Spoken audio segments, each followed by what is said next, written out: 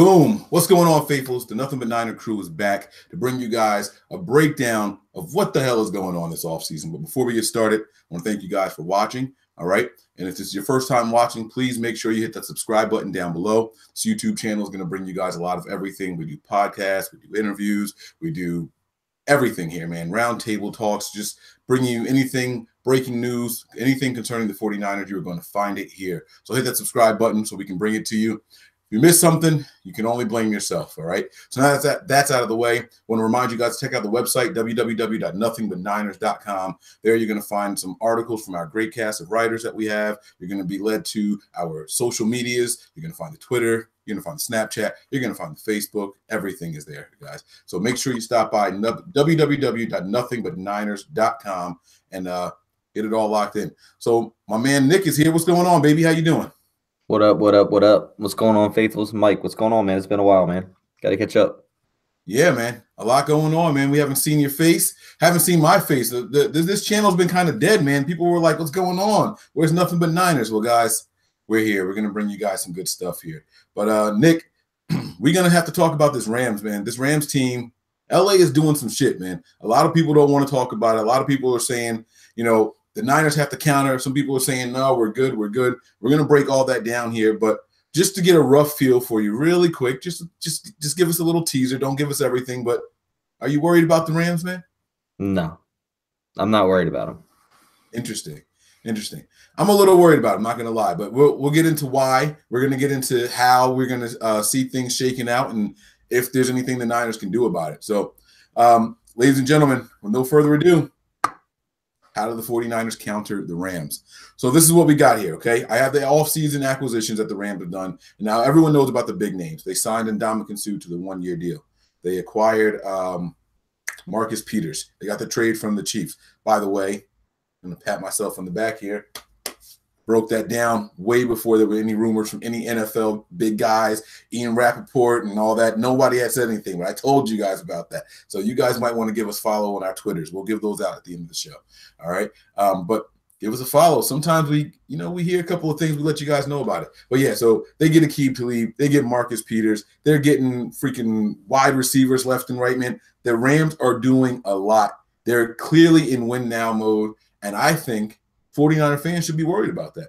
Nick, give me your take on it. I mean, we're going to go through the moves and everything, but go ahead and give us a general breakdown of what you think is going on and if the Niners should. Well, you clearly said we shouldn't. So tell us why you don't think we should be worried about it. Look, I'm not going to sit here and say that the moves that they have made shouldn't worry people because they should. I mean, they've made a lot of offseason acquisitions. Have they gotten better? Absolutely, 100%. I would take them seriously, but I also think that with what they brought in is going to cause a lot of turmoil, as in players against players, the leadership in that room, getting rid of one leader in like a Tremaine Johnson, bringing in other top-notch guys, top-notch receivers, and saying that we got this far with what we had last year. And let's just get rid of all that and bring in a whole new blood. Now, a lot of this defensive moves is Wade Phillips. What Wade Phillips brings to a defense is extraordinary. I mean, don't get me wrong. He's a great defensive coordinator, great defensive-minded coach. But to me, I think that they're doing these types of moves. And I don't want to say that it's just to go against the Niners because there's more to the NFL than the Niners and the West. But I just don't see it working out the way that it is. We all know the Philly Dream Team. We all know, all the Dream Team scenarios, all the guys being brought in. I just don't think that if they don't start off 3-0, 4-0, that locker room is going to dwindle. They're going to start going against each other. They're going to start, fighting amongst each other and stuff like that. Now, if they come out and they start playing hot, that's something to be worried about. But the season hasn't started yet. You don't win in the offseason. You still got to touch the field. You still got to pay people. And I think, if anything, they're in win now mode, like you said. I agree with you on that. But if they don't, are they going to face any issues with key players that they're going to have to sign? So this could be a now move. If they don't win now, So overall, as a Niner fan, I'm not really worried about it because I'm not saying we're going to the Super Bowl next year. Personally, not saying that. Do we have a chance of making the playoffs? Absolutely. But in the long run, I'm not worried about it as a Niners fan because you're going to have to pay Goff. You're going to have to pay Gurley. You're going to have to pay Donald. There's a ton of people that you're going to have to pay, and you're spending all this money right now. So you better win now because if not, you just ruin the future of your franchise. Yeah, I hear you, man. So I've been thinking about that, and that was my biggest thing. Like when this all first started happening, and they got Aqib Talib, and he's only got a year left on this contract, and they got Marcus Peters. Same thing with him, just a year on the contract, but they have the fifth year option with him that they should be able to use. You look at Jared Goff. That was only a second year, so he was a first round pick. They can go up to 5 years with him. They're 3 years away from having to re-sign him. You got Todd Gurley, again, second-year guy. You know what I mean? So they have some time to do something. There's only a handful of those guys that are going to have to do something with this coming season or the offseason following that. And those guys are going to be Aaron Donald, if they want to keep Ndamukong Suh, and they don't know if he's going to be a fit there. And so getting him on that one-year deal, which he officially signed 2 days ago, it's genius. In a one-year deal where Ndamukong Suh walks up to the podium and says that I'm here to prove it. He knows the prove it deal. He was taking a one-year deal, show people I still got it, and for the rest of his career, which here's my opinion, I think he's not looking to sign anything longer than 2 or 3 years. Get the most money up front that you can and go to another team that's willing to pay you. If I'm a veteran in the NFL, that's how I'm going to do it. I'm going to get my money that way. I'm not signing some big 4 or 5 year deal knowing that I might only have 4 or 5 years left in me. I'd rather get the short-term money and move on to another team and get it there because you get big money in 1 year. So he's definitely going to have to prove himself because he's coming from a 4-3 defense to a 3-4. So different scheme from his whole career. Yeah, I mean, but it depends on how they're going to line them up. And so that's something that's one of the things that concern me. The 49ers' weakness was offensive line last year. And yeah, Jimmy Garoppolo came in and the offensive line statistically looked better, but people were still getting through. People were still getting there. It just so happens that Jimmy Garoppolo has this amazingly, ridiculously quick release that, allowed him to just make some throws where most people wouldn't be able to. The line did hold up on some protection, and sometimes there were times where we saw Jimmy Garoppolo have all day. And that you look at the Jaguars game, that throw that he missed Kendrick Bourne wide open to the left side. He had all day back there. There was no pressure around him, and that was a play that developed over 4 seconds. There was no pressure around him. So here's the thing. Even though Ndamukong Suh, I think, was brought in to stop the rush, there's no one in his position that has more sacks over the last 3 years. Like, this is real. Like, they're still going to bring pressure with these guys. The Niners, I think, you don't want to counter those guys. So let's get clear here. You don't sit there and say, wow, they signed really good corners. We got to get a wide receiver. We got to do that right away. That's not what I mean by we have to counter them. Do we have to counter them? Yes, but we have to make our team better. That's the priority. So in order to make this team better, you have to improve the offensive line. That was a known weakness already. So if we go move up for Quentin Nelson, are people going to say they did that because of the Rams? Sure, there are going to be some people who say that's why we did that, right? But we know that was a weakness already. You know what I mean? Niner fans are going to know that. But we're going to have to worry about what people are going to say. Any move that the 49ers make that has to do with wide receiver or offensive line, people are going to say they're doing that because of the Rams. Just like 49er fans are saying the Rams are loading up because of us and Jimmy Garoppolo.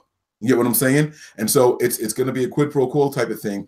People are going to watch and they're going to say that we're countering. We do have to do something. We can't let the Rams just run off and keep loading up with this talent. And like I said, we want to make it seem like, oh, they can't. This is a one-year deal for all these guys. It's not. It's not. They have fifth-year options for a lot of these guys. They can keep this team together, minus Ndamukong Suh. They can keep that core together for the next 2-3 years without having to give out big bucks to anyone except Aaron Donald. All right, so I understand what you're saying, and I'm not saying that we shouldn't counter, but I don't think we should counter position for position. I think we counter by making our 11 guys that are on the field at any time better. So that goes whether it's receiver, offensive line, whatever we need to do through the draft, we make our consistency of a team better, not position for position. A lot of people are saying, like you said, oh, well, they have the 2 best corners now in the West. We need to get a receiver. We need to get a big receiver. We need to get this guy. Yes, I'm not saying that we don't need those type of things, but we don't just do those moves. And that's what I liked about Kyle Shanahan and John Lynch is they see these moves and they said, yeah, the Rams got better, but we're sticking to our plan. And that's the key to it. You're not wasting money. You're not blowing money. You're building a team now for years to come. It's not, okay, shit, they went out and got Ndamukong Suh. Oh, my God, they got Marcus Peters. Oh, my God, they got, all these guys. And then you're like, well, we need to go sign this guy, or we need to spend outrageous money on this guy. So we definitely need to counter moves, but we need to get better as an overall team, not just an individual spot or an individual guard or an individual offensive lineman. Do I think we need a receiver? Yeah. Do I think we need it in the top 2-3 rounds? Probably not. Do I think we need offensive line more in the top 2 or 3 rounds? Yeah, absolutely. Just because we know that was a bad spot. And we all know where I said we go. We go edge rusher, offensive line, and DB receiver type in the 2-3s. So, but let me ask you a question really quick. I'm sorry to cut you off because no, you're good. I want to talk about the dynamic of their team because when we had a rivalry against Seattle, we knew that their defense and their run game were the 2 things that we had to worry about, right? So I want to pose this question. So last year, Jared Goff threw for over 3,800 yards. He threw for over 25 touchdowns with less than 8 interceptions. Do you have any idea who his leading wide receiver was last year? You have any clue at all? Todd Gurley. You think he led the team in yards or in receptions? In receptions. Do you know who caught the most touchdowns? For the Rams? See, now I'm not trying to trick you, but this is my point. They do a lot of what the 49ers do. They spread the ball around really, really well. And so you can't they're not going to be some pushovers. This is what I'm trying to get at. They're going to spread the ball around just like the 49ers did last year. You look at this 49ers team and everyone's going to tell you we have the worst wide receiver core in the league, but they work good as a unit. They all complement each other. And I think that's what the Rams are putting together over there. And so we have to literally just put up more points than them. And I know that sounds like the easiest thing to do, but I feel like the only way you're going to beat them, because they're gonna put up points. They're going to put up points. It's going to happen. And the only way that you're gonna do anything against that team, you're going to have to outscore them. I think it's going to be shootouts. The days of the 49ers and the Rams playing each other and you got a 13-7 win, those days are gone. No, it's going to be the 41-39 type games like it was the first game, and that was with Brian Hoyer at quarterback. Exactly. So my question to you is this. How can the 49ers, with them, I think personally, they let go of Tremaine Johnson and they brought in Peters and Talib. I think they improved. And by the way, a name that no one's talking about in all this is Sam Shields. He's no pushover either, And so people just are focusing on just one or two moves and things like that. But I think their team got a lot better on paper. I think their team got a lot better. But how do we put up points against that team? Quick slants, running back, fullback usage, and tight end usage. Yeah, spreading the ball around. I mean, Jerick McKinnon could be a difference maker in these types of games. You can have all the pass rush you want, but with Jimmy Garoppolo's release and the ability of Kyle Shanahan to draw up plays and getting Jerick McKinnon into open space, we all seen what he did in Minnesota with catching the ball. Those are things that you have to capitalize on. Those are things that you have to utilize with a quick pass rush. They can be as quick as they want, but if he's getting rid of the ball in less than 2 seconds, there's nothing you're going to be able to do to stop it. If we can get 6 yards per pass reception or dump off, that's the way you win those games. Yep. Yep. Oh, and just to answer the questions, their leading receiver last year was Cooper Kupp. Really? Yeah. Yeah. Cooper Kupp was out there over 800 yards, 61 receptions, but Gurley had 64. So you were right with Gurley having the most receptions. So but that's my thing. Their second wide receiver, their second leading guy was Robert Woods. Like they do such a good job of spreading the ball around, similar to the 49ers, man. This is gonna be a fun rivalry to watch for the next couple of years, Nick. It's gonna be a lot. What do you think the keys to victory are? It's a good question. I think the Niners defense has to surprise people this year. The defense got no pass rush. It made our secondary look vulnerable at times. There were times early in the season when Rashard Robinson was getting all these holding penalties after holding penalties and pass interferences and stuff. Listen, man, they were covering guys for far too long. You know what I mean? And in order to not lose a guy, sometimes you got to reach out because you're trying to see the ball and you're looking one way and reaching another way. Those kind of things happen. If we could get just a little bit of a pass rush, this team can be dangerous. That defense can be dangerous with the way that it was. I'm not talking about the other improvements that are going to come in, with getting Eric Armstead back and him being healthy, but we have to get a pass rush. If we can put some pressure on the quarterback, it'll make our corners look so much better. It'll make our inside linebackers look so much better.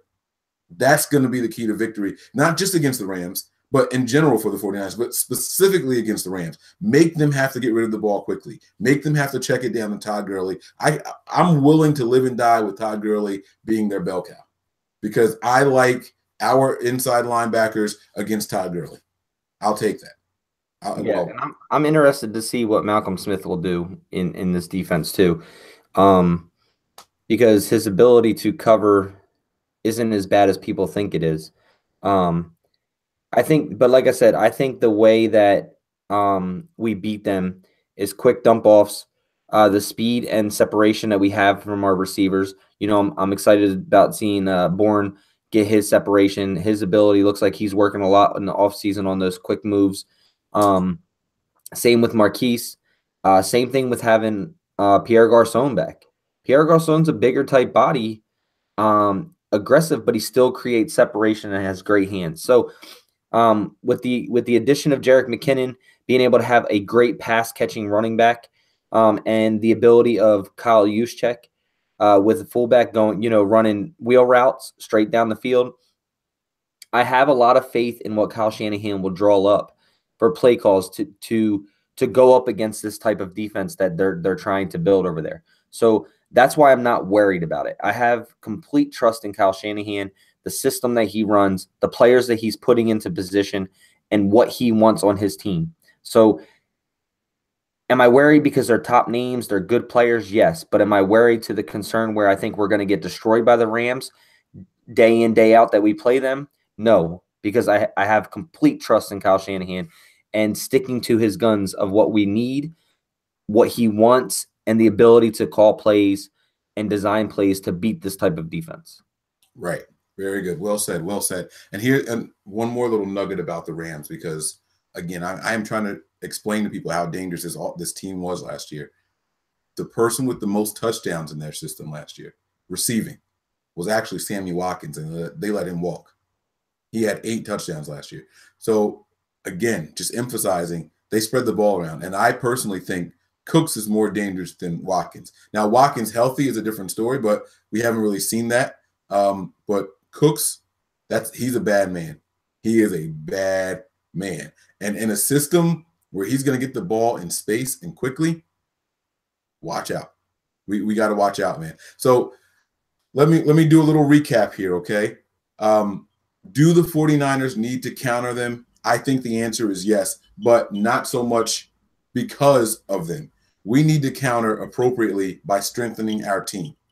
Okay, we can't sit here and here's the difference. This is what I would say. All right, we're coming up to the draft here in a couple of weeks, and let's say there's a guy that the Niners say, I think he has the potential to be really good in 2 years. Okay, you can say whatever position you want. In 2 years, I think he can be really, really good. And so we're going to draft him and hope to develop this guy. Versus this guy could come in and contribute immediately. He might not have as high as a ceiling as that guy who could be as good in 2 years, but this guy could come in right now and be really good for us. You got to get the guy that's good now and not the guy that's going to be good 2 years down the road. This is when I think the John Lynch and Kyle Shanahan signed 6-year deals. They know they've got time to no. Now you got to put that aside. With the way the Rams have structured their team, you have to make moves to be competitive now. Because here's the thing about the Rams. Am I worried about us when we play them? Absolutely not. For all the reasons that you said. We have Kyle Shanahan who knows schemes and loves this. You know what I mean? There's only one Kyle Shanahan, though. They're going to play 14 other teams, and they're probably going to have their way with 14 other teams. Not saying that they're going to go 14-0 away from us, but I feel like because we saw them do it this past year, there's going to be games where the Rams are just head and shoulders above their competition. That's going to happen again this year. It's not just the 49ers versus the Rams we have to worry about, because we can go out there and win 10 games, but if they win 12 or 13, it doesn't do us any good that we won those 10. No, I mean, I completely agree with you. I completely agree that Kyle and John Lynch, excuse me, need to counter with some type of moves instead of saying, okay, well, this guy's going to be better in 2 years. Let's get him, or this guy can produce now. But I really think that this team was starting to gel at the end of the season last year. The other thing, like I said, with Kyle Shanahan is Kyle Shanahan and Sean McVay. Kyle Shanahan pretty much taught Sean McVay a lot of his stuff. They know each other inside and out. That's why this is going to be offensively type games, because of the fact that they know each other so well that they're going to know what each other is going to be pretty much doing, and they're going to be trying to stop those things, and they're both going to be trying to think outside of the box on how to beat each other. So that's why I'm excited to see the play calling in this situation. But am I worried? No, because like I said, games are played on Thursdays, Sundays, and Monday. I can't even say any given Sunday anymore, because any given 3 days out of the week, I guess you could say.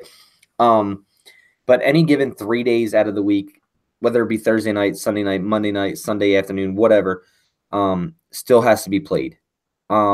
Injuries happen. You don't really know what's going to happen with either of these teams. We don't know what our draft capital is going to be yet, what we get in the draft. Do we up that pass rush? I'm excited to see Cassius Marsh back. I'm excited to see Armstead come back. Foster, once he gets back on the field, whether it's 4 games, 6 games, 2 games, whatever he gets. Malcolm Smith. This defense is going to look totally different than it did last year. We're going to have better corners. Dante Johnson's out. We all know Richard Sherman's here. Not saying whatever else we draft in the draft. Akello's going to get better. Adrian Colbert played out. Jaquiski Tartt's going to be healthy. Jimmy Ward's healthy. Jimmy Ward's going to be healthy. So this defense is going to look totally different than what we've seen last year. We don't know what we're going to get. And that doesn't even change the mind of what Robert Saleh, seeing what he saw on tape last year, and makes those adjustments. So I'm not really worried about it, because our defense started playing well. We played better last year than we did the last 3 years. I think we'll play better this year than we did last year, getting some players back offensively and defensively. Pierre Garçon's going to be huge to get back. He was one guy that we were missing in that offense last year. So as far as on paper, they have a lot. They got really good. I'm not going to lie. They got really good. And if you say they didn't, you just don't know football. Am I going to say that I think that they're going to the Super Bowl because they have high-name players? No, because I've seen it before where teams have a ton of people making money and they fluke. And like I said earlier, it could be because they butt heads in the locker room. The leadership role isn't there. There's too many Chiefs, not enough Indians type of role. So am I nervous about what they have on paper? Yes. Am I nervous right now? No, because we still have a whole draft ahead of us. They still have a whole draft ahead of us, and I don't even think they have a first or second round pick now. So, their first pick, I think, is in the 3rd round.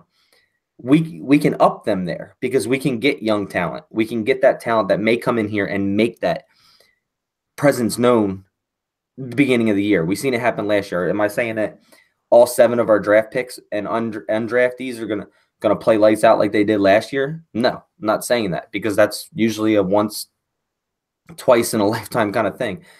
But I'm not worried about it. I mean, on paper, they have a great team, but there's still games to be played. There's still all NFL teams, and they're all great-minded coaches. And I think that like I said, any 3 days that you play football, you can be beat.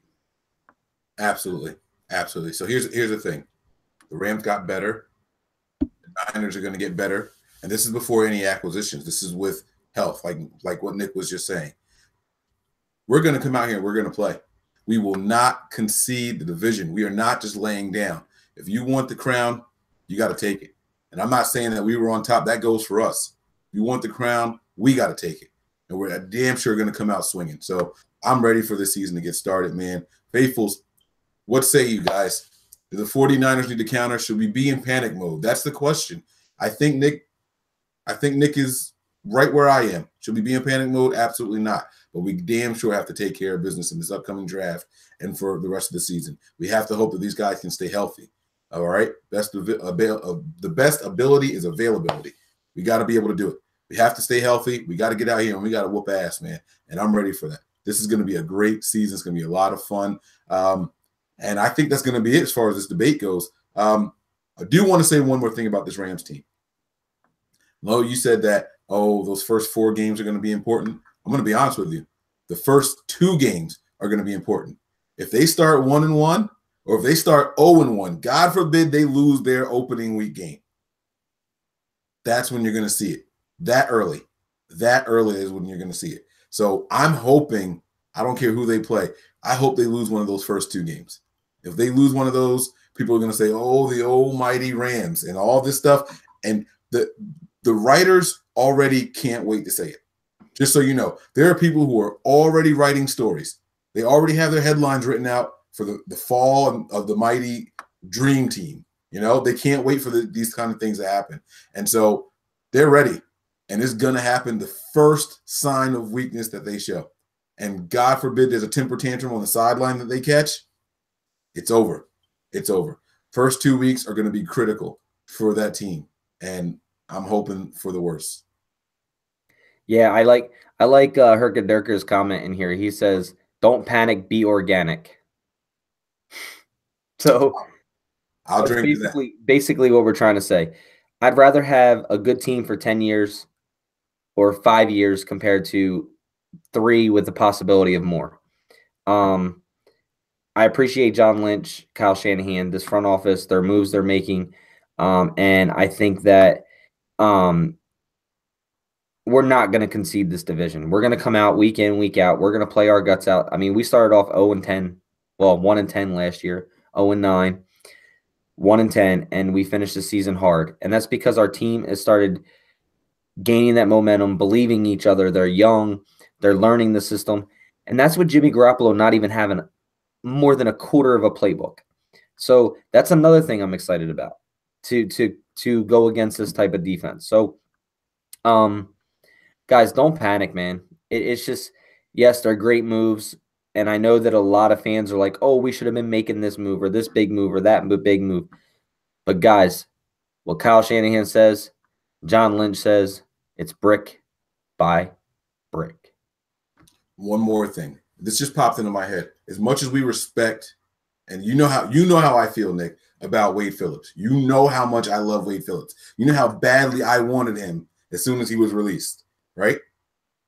I've never seen Wade Phillips or the teams that he's on go out and reach for such big name talent before. And if you go back and look at that defense last year, they weren't all that either. I'm wondering if they're trying to help Wade instead of Wade helping them.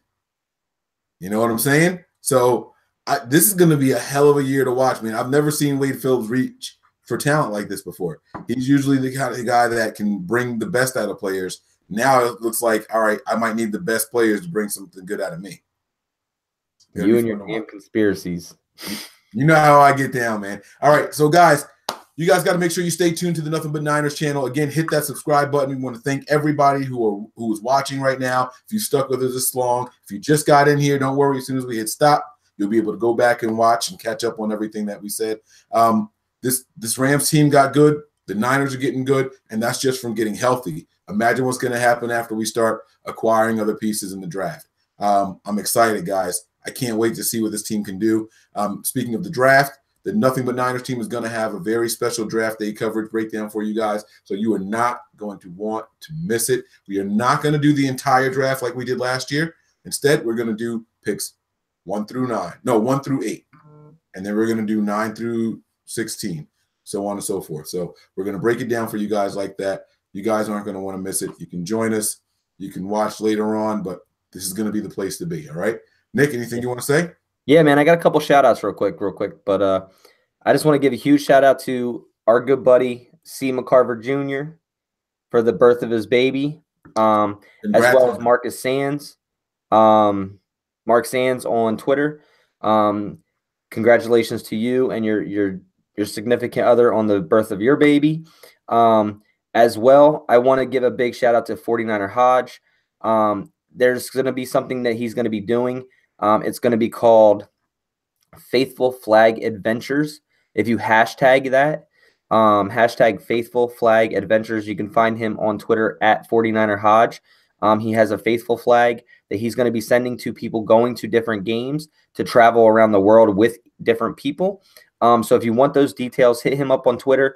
If you're interested, and that's at 49er Hodge, HODGE. I believe that's his Twitter handle. Also, big shout out to all the guys that are on the team. Keep up all the great work as well. And I guess we'll be bringing you some more stuff. Check us out on all avenues. Visit nothingbutniners.com. You can find us all there, everywhere we are. Snapchat, Instagram, Facebook, SoundCloud, iTunes, TuneIn, Stitcher, iHeartRadio, Google Play. We are everywhere.